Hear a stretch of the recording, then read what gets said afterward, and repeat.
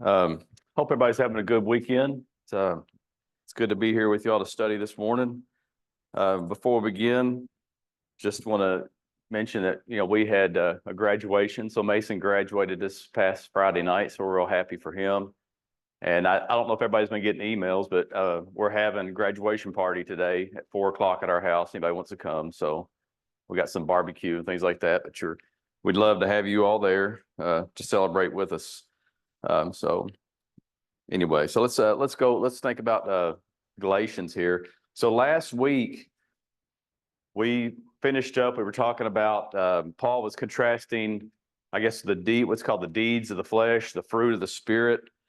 And one of the things I tried to point out, because we're trying to keep in context with the actual, epistle, one of the things he really seems like he focused on, well, in the deeds of the flesh was, I put it out as in two categories.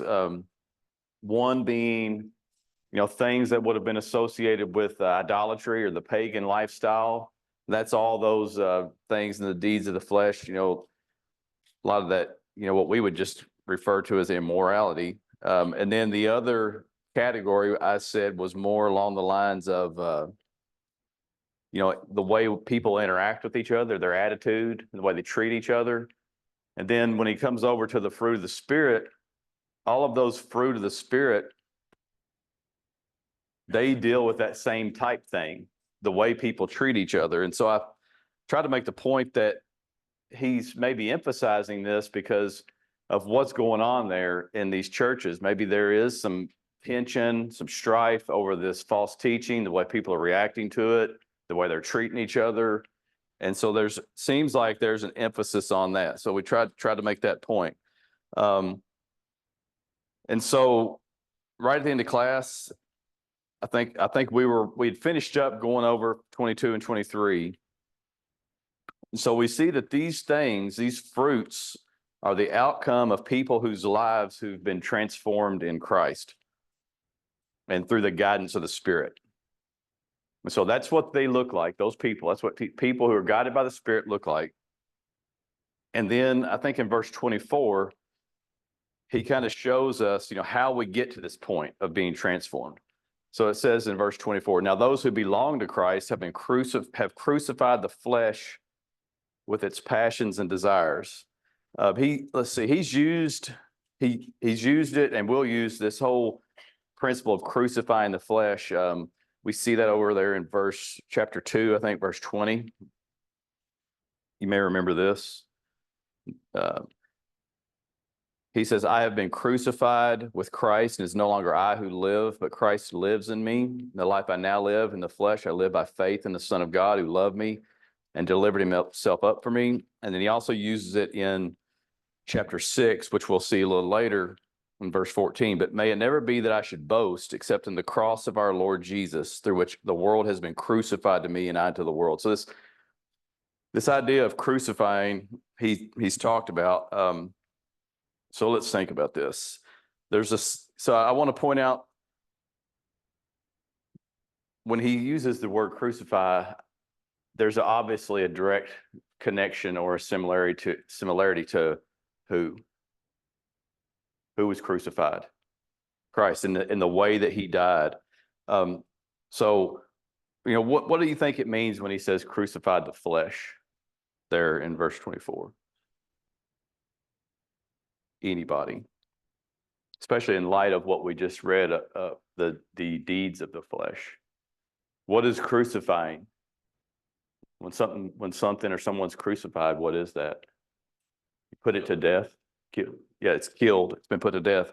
So by crucifying the flesh, they're crucifying or putting to death the old way of life. And I think we see that principle, other places in the New Testament.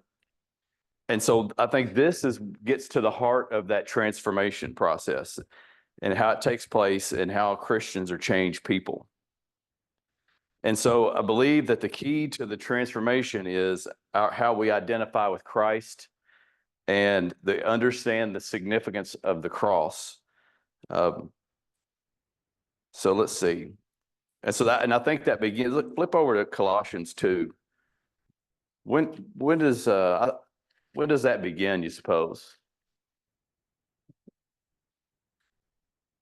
let's look at Colossians 2, verses 11 and 12. And in him you were also circumcised with a circumcision without hands, or made without hands, in the removal of the body of the flesh by the circumcision of Christ, having been buried with him in baptism, in which you were also raised up with him through faith in the working of God who raised him from the dead.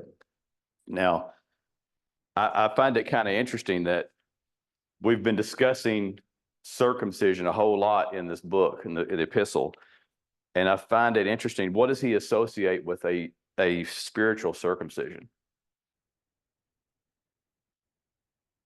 Baptism, seems like. I remember, it seems like Dan Barker used to make this point that, you have the physical circumcision as a fleshly, I think he used the term operation, so to speak, a fleshly procedure.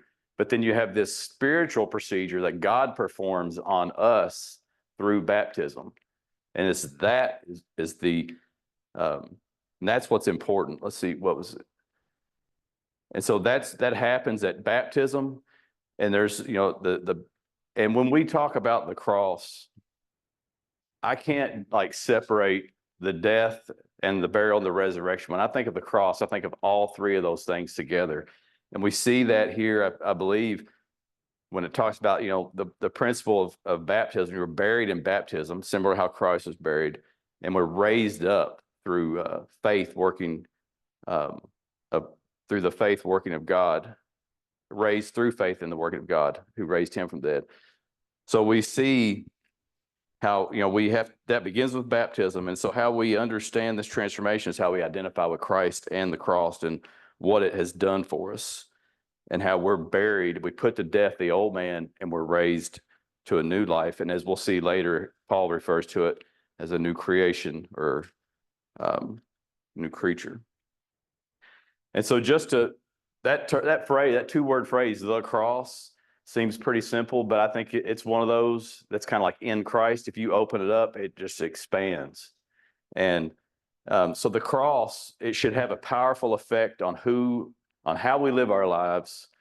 It should change who we are, just a total, change to who we are, what we think. And really the cross is the answer to everything. If you think about, some of the things in the New Testament, in your marriage, Christ is the answer, the cross. How you treat your spouse, how we treat one another in a church, the answer is the cross. The answer to everything is the cross. And without that, there's no solution to the sin problem, really. Any thoughts on verse 24 there? There's a lot there, and I maybe didn't do it quite justice, but I'd love to hear anything anybody has to say about that. Okay, so let's move on to verses 25 and 26. If we live by the Spirit, let us also walk by the Spirit. Let us not become boastful, challenging one another, envying one another. So I mentioned earlier that I feel like he's specifically talking about their situation. And so when he's kind of coming to a little bit of a conclusion or making a point, says, let us not become boastful, challenging one another. He's kind of directly addressing the stuff that was going on in those churches. So he doesn't talk about the things associated with idolatry necessary, but he's emphasizing again on the things that are the way people are treating one another. Yes.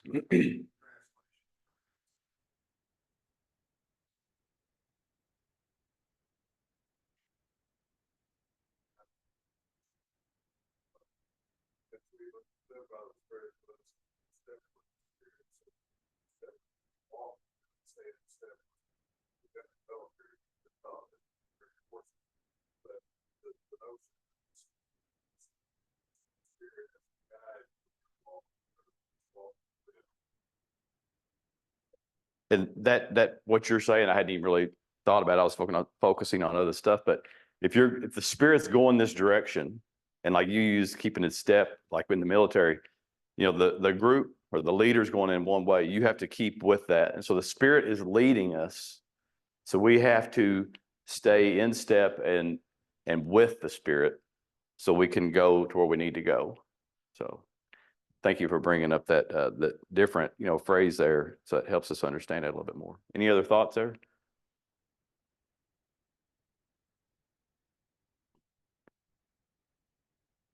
Okay, so really this chapter 6, where it says chapter 6 there, is kind of a bad thing, because this thought process, or it just kind of goes right on through here. So because he continues the idea of what it means to live by the Spirit, to walk in love, and then really to care for each other. And so he spells that out here in verse 6 of what a spiritual person does. Because in some ways, if you look at the list there in verse 22 and 23, all those qualities, it seems very academic. Anytime you look at a list, it's like, oh, it's very academic. But until you actually make application to something and see it, it doesn't have as much, as I guess it doesn't have the same teeth, so to speak. Because it's kind of like in I think Luke 10, when that lawyer asked Jesus, all the things he should do. Jesus says, love your neighbor as yourself. And he's, I've done all that. But then when Jesus gives the whole parable of the Good Samaritan, then it becomes reality to him. So all these things are very academic or theoretical until we make application. So he says in verse 1 of chapter 6, brethren, even if a man is caught in any trespass, you are spiritual, restore such a one in a spirit of gentleness, each one looking to yourself, lest you too be tempted. All right, so what is it that the spiritual person does?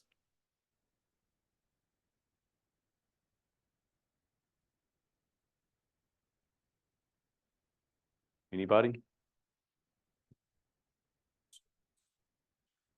He restores erring brethren. So he restores, he corrects, he helps them. And how does he do that? How does this restoration supposed to take place?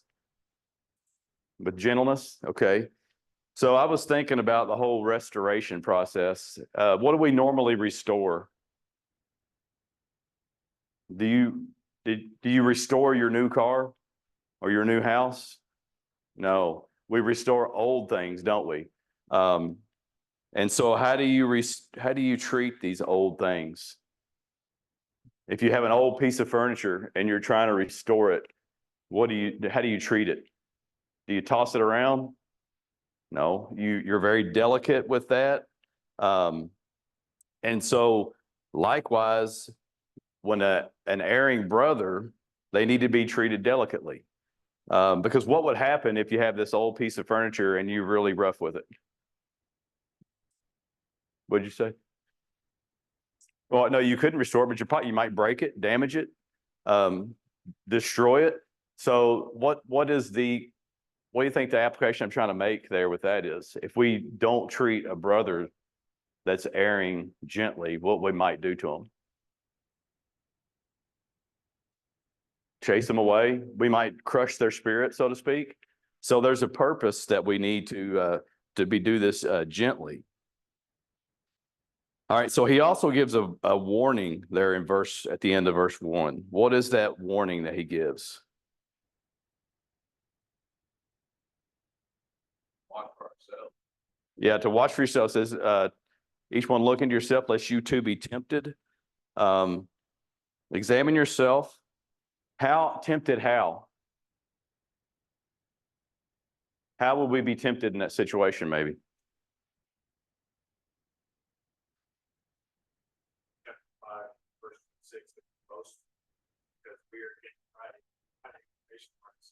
Here I am correcting you, so come on, God. Yeah, you must be looking at my notes. Did you look up here? Yeah, chapter 5, verse 26. He's already referred to, the way, what's going on there. So we could maybe be like, I can't believe you're doing this, So what will examination do to the honest person? It should make us realize, that we have flaws. We're sinners too, really. And again, that we saw that, I think that was the motivating factor as to why he's focusing on these things that deal with how we treat one another. And so if we love, we will want what is good for the other person, and we will serve them through loving restoration, with focusing on, trying to bring up the love part from that last chapter. All right, verse 2. So he kind of, summarizes that point a little bit by saying, bear one another's burdens and thus fulfill the law of Christ. So when we do this is proof of our love for each other. And when we are loving each other, we fulfill the law of Christ. And if we look back to chapter 5, verse 14, it says the whole law is fulfilled in one word: you shall love the neighbor as yourself. And so love is the answer. And so when you think about the law of Christ or the love of Christ, Jesus' whole life epitomizes, what love really looks like, everything he did in his life. Any comments or thoughts there up through that?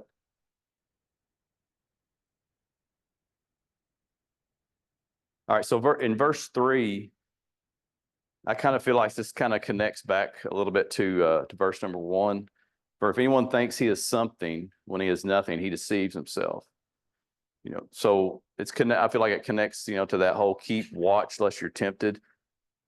So it would appear that pride is a problem there in Galatia, maybe because of the boastful challenging, as it refers to there in chapter 5, verse 26. So he's addressing the pride there, and he's warning against this whole attitude of arrogance. And I think this deals with reality. What is the reality? What's reality in this verse, in verse number 3? At least how I see it. Yeah, when he is nothing. So that's reality. And so this verse deals with reality in a sense. And you think about an arrogant person, they don't think that they're nothing, do they? They think they're the exact opposite. They think they're something. And that's what he says there. If anyone thinks he's something.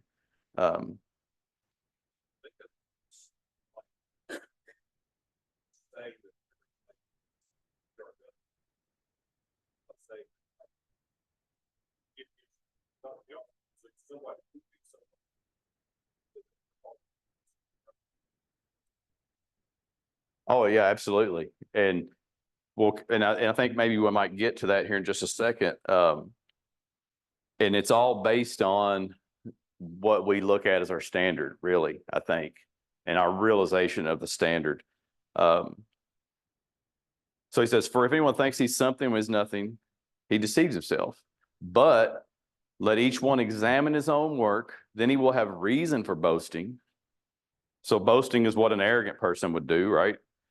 So he would have reason for boasting in regard to himself alone and not in regard to one another or to another. So let me ask you a question. Is Paul saying, if you go about this the right way, then I'm going to give you the instructions on what you can do, and then you can boast about yourself. Did you see that? He says, examine your work, and then you'll have reason for boasting. Is that what Paul's saying?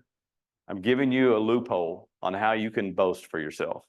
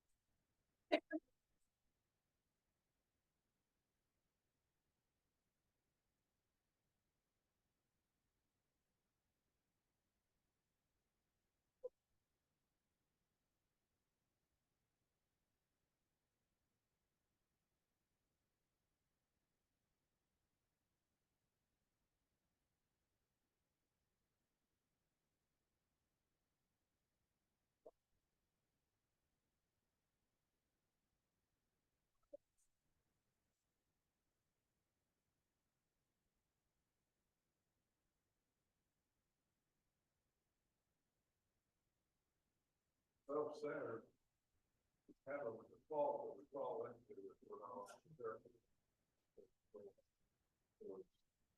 It's got structure.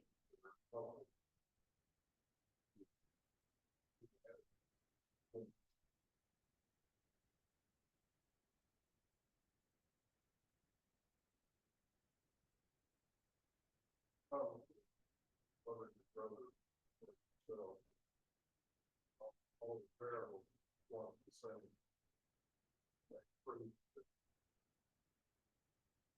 Get out of yourself. Yeah, I would think that maybe part of that is understanding who we are and realizing that, as it says there in verse 3, that we're nothing. And I feel like maybe that's kind of what he's getting at. And so when I kind of like jokingly ask that question, is this a loophole for us to be able to brag about ourselves or to think better of ourselves?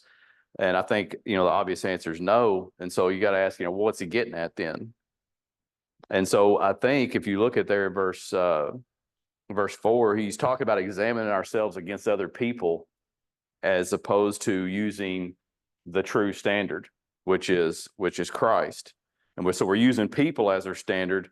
And so it's real easy when we use people or situations, kind of like what David's saying, as our standard, then we can get a whole misconception of what reality really is. And so he says, everyone needs to examine themselves against Christ, then you can boast. Okay, well, what happens when someone examines himself against Christ? It's kind of reality sets in, I guess you'd say, because we realize at that point that we are nothing, and we don't have a leg to stand on. Does that make sense? Okay. Any other comments there on that? And actually, so when it comes to boasting, Paul talks about boasting in some of these other epistles, and we won't really look at those. I want to look at what he says right here. And based on what it says in verse 14, I think, what's Paul going to boast in? That 2-word phrase that we talked about a while ago, the cross. Paul's going to boast. That's the only thing Paul's going to boast in. And so he's saying, if you're tempted to be conceited against someone, you need to take a close look at your own life before the Lord, and then you'll realize who you really are. And so this isn't really a loophole to boast. It's more of a reality check for them.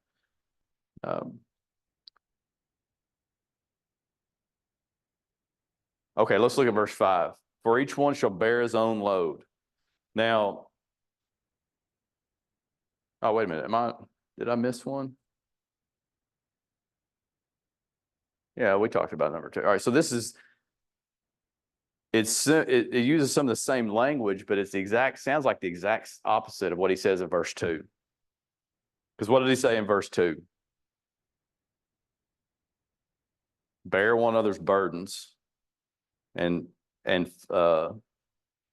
thus fulfill the law. So bearing one another's burdens. But then what does he say here? Each one shall bear his own load. So how are these two things compatible? Try my best to help the problem, but at the end of the day, still have to fix it. Okay, so that is that kind of speaks a little bit what I was thinking. So if you look at the word load in verse 5, everyone has to shall bear his own load.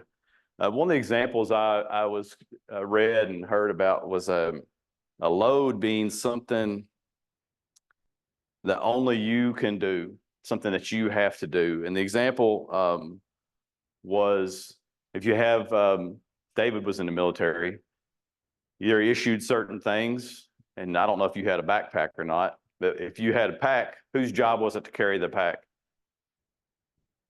It was your job, right? And everything else. Okay, so there's certain things that each individual must bear theirself. They carry that theirself, and they are responsible for those things. And spiritually, there's certain things that I have to do. You all cannot love for me. You can't have faith for me. You can't trust for me. You can't obey for me.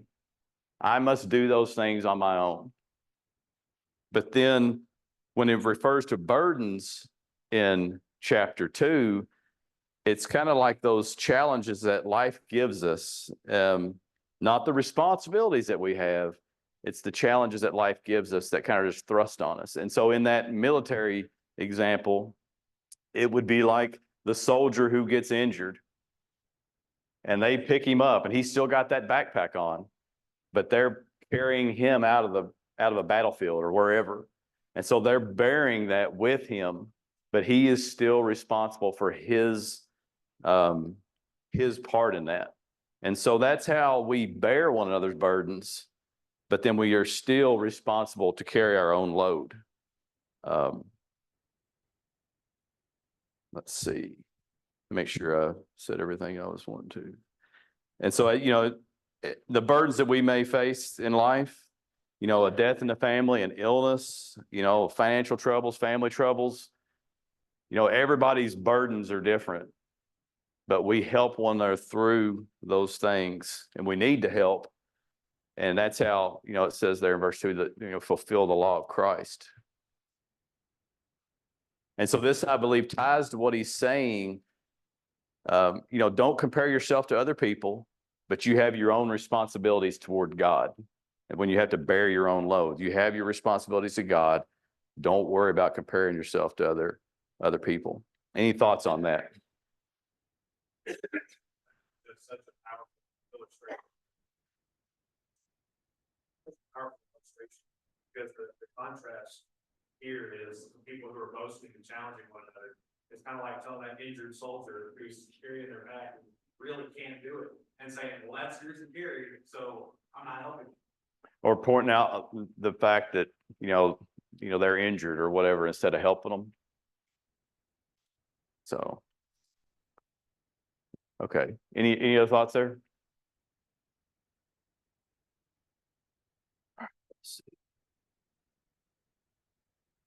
Okay, so in verses 6 through 10, I think we see an example of bearing burdens, sharing the burden, and it's done specifically in sharing financially with or supporting preaching or teaching. And this principle, I think, is something that Paul presents in other epistles. I think there's a couple of places, one being 1 Timothy 4, and I forgot, I wrote down the other one, it might be 2 Corinthians, where he refers back to, I think, Deuteronomy, where he says, don't muzzle an ox while it's threshing. How does that make you feel, David, as being an ox, being, referred to back as a preacher? It's not that flattering in a way, but anyway, so it's this idea that, spiritual people, they share with financially and supporting preaching and teaching. And as a matter of fact, I meant to bring a jar today, a tip jar. Maybe you all could have come by and put some tips in for me, but I'll spare you all that. But anyway, so spiritual people do that. Now, if you look at verse 7, it says, do not be deceived. God is not mocked, for whatever a man sows, this he will also reap. So, this section actually I had to read through it a lot and because it seemed a little out of place. But I think one of the things I've noticed is that Paul uses the sowing and reaping analogy in regards to money in other places, other epistles, 2 places specifically. If you want to look at 1 Corinthians 9, think it's 9 through 11.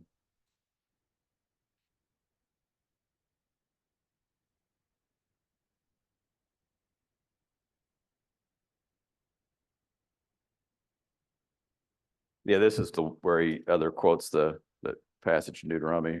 For it is written in the law of Moses, you shall not muzzle the ox while he's threshing. God is not concerned about oxen, is he? Or is he speaking altogether for our sake? Yes, for our sake it was written, because the plowman ought to plow in hope, and thresher to thresh in hope of the sharing of the crops, of sharing the crops. If we sowed spiritual things in you, is it too much if we should reap material things from you? So Paul, one of his points is making is that, we have a right to be supported by you. And so we see that, he's using that in a financial way. And also 2 Corinthians chapter 9 and verse 6. Now this I say, he who sows sparingly shall reap sparingly, and who sows bountifully shall reap bountifully. And this is talking about when they're taking up the collection for the Christians in Judea. So we see that Paul uses the sowing and reaping analogy in regards to financial matters. So let me ask this: is Paul advocating for the health and wealth doctrine? Is everybody familiar with the health and wealth doctrine? If you've seen any televangelists, that's probably one of their main things. If you have real faith, you won't get sick. You'll be no worries financially. You might even be wealthy. No, I don't think that's what he's thinking of at all.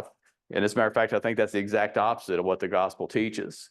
So he's not talking about you sow, you're going to get back physical and financial rewards. What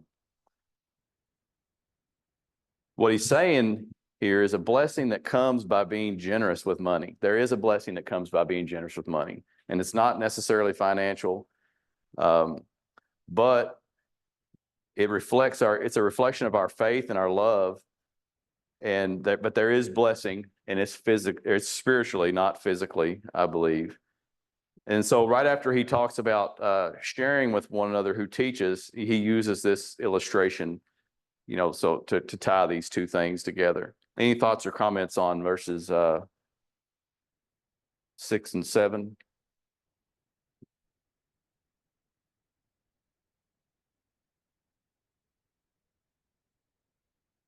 Okay, so let's look at verse 8. For the one who sows to his own flesh shall from the flesh reap corruption, but the one who sows to the Spirit shall from the Spirit reap eternal life. All right, so I kind of want to point out this phrase, to his own flesh, which to me, that sounds like someone who's selfish, someone who's sowing to the flesh. And what does it say that they will reap? The one corruption. And so he says, are you going to be selfish, basically? He says, are you going to be selfish when it comes to the way you live your life and share your things? Or are you going to be selfless and guided by the Spirit or spiritual concerns in the way that you use your resources? Any thoughts on verse 8? Wealth teaching, even if you're throwing lots of money around, but if you're thinking that's going to benefit you in this world, that's what Paul's talking about here in verse 8. You're sowing in the flesh. Okay. Yeah. So to me, that would be that it can't be bought. No matter, what you do, your spirituality can't be bought, but it's how you sow and what you're sowing, and your motivation behind, even your generosity.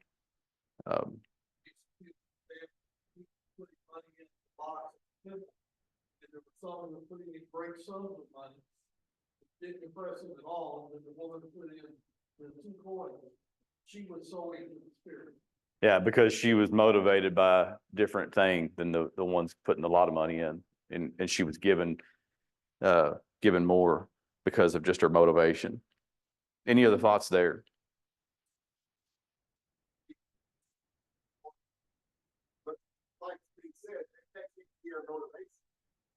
know exactly who God's going to choose to do it, but I think like set up 2 seconds, then you go before you go to the fire furnace.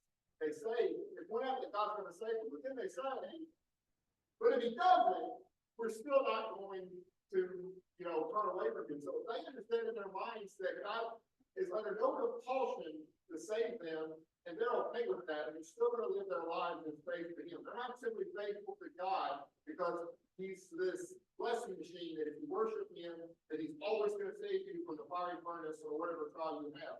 But he does have that power, and sometimes his blessings do manifest themselves in this life. But our focus needs to be on serving him whenever those blessings come. Those blessings come now, or if they're going to come in eternity, our focus is still on serving him because he's our creator and not because of what we're going to get out of it. And one of the things I was thinking as you were saying that is if we are somebody that is generous financially, and it happens to be that it's returned to us financially, if we've done the original generosity out of the right motivation, what's going to happen when the blessings return? They're probably going to go right back out. Does that make sense? So it would not be from a motivation of like, I'm going to be really generous because I expect big blessings in return. It's all about, if it comes back, it's going to go right back out, and I'm going to continue to use that. And that, You don't have to sit here and say, well, everything that's happening on this earth is totally random, so I'm not going to thank God for it. I'll thank God for the blessings I get when I'm dead. You can thank God for the blessings that you have now because everything you have in this world also comes from God. That just seeking those blessings should not be there at all. We absolutely should be thankful for them. and to think or assume that things are happening randomly would be not living in reality. As we were, talking about earlier, just we have to understand reality. Any other thoughts there on that? Thank you all for your comments. All right, I think we're up to verse 9. And let us not lose heart in doing good, for in due time we shall reap if we do not grow weary. So again, he's sticking with the whole reaping and sowing principle. When we're committed to serving others or doing good to others, we'll reap the reward. There will be a reward, and obviously that would be eternal life. And he's encouraging them to remain, I guess, steadfast in doing that and doing good. All right. Any thoughts on that verse? It's kind of seems pretty cut and dry. All right, verse 10.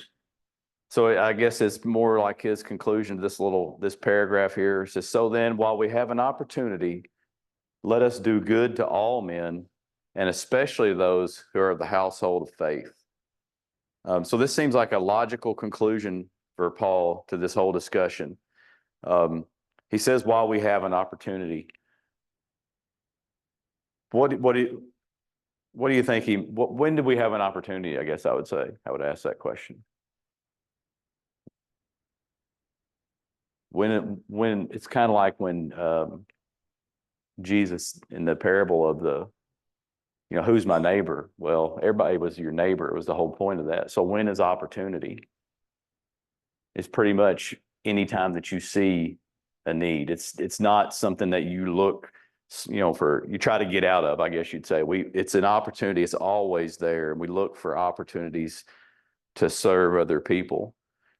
And then, and he adds there at the end of verse 10, especially to those who are the household of faith. Is there, I guess, what's the significance to that? Especially, so we're to do good to all men, but he says, especially those who are the household of faith. Is there any significance to that, you think? Give me some thoughts on that. Anybody? Well, my first thought is that it's true. Second, it wants us to believe that.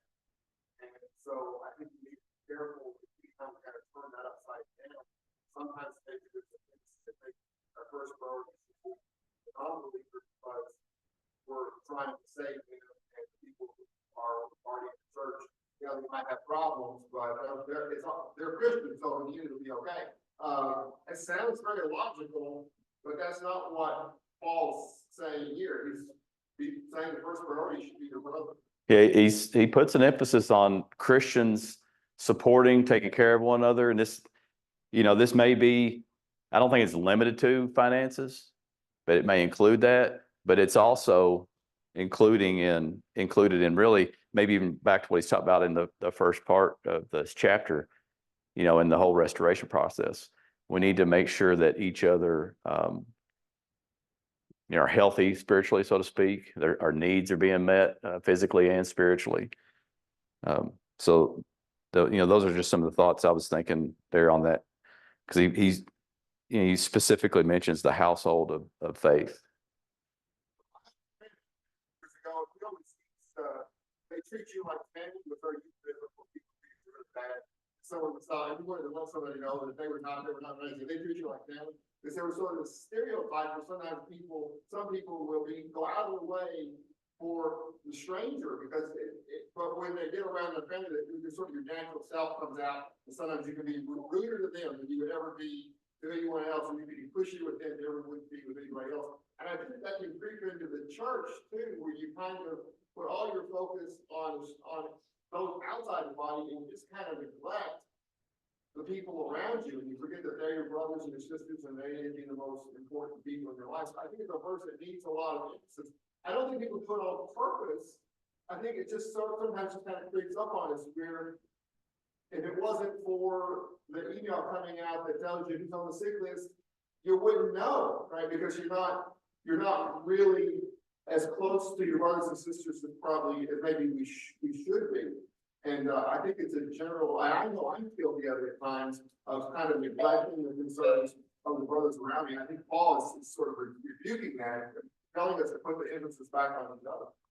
I think for me, when I find myself being neglectful, it's because I just get focused on me.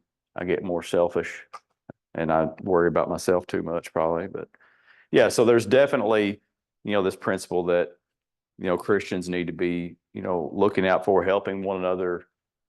And there's an emphasis on that. All right, so that takes us through verse 10. It's right here at the end of class. I think what we'll do is just finish there for today. And then we'll finish up the whole epistle there, 11 through 18 next week. And then if we have some time, maybe do a little bit of review. But I appreciate everybody's attention and their comments today, and we'll pick up there on next week.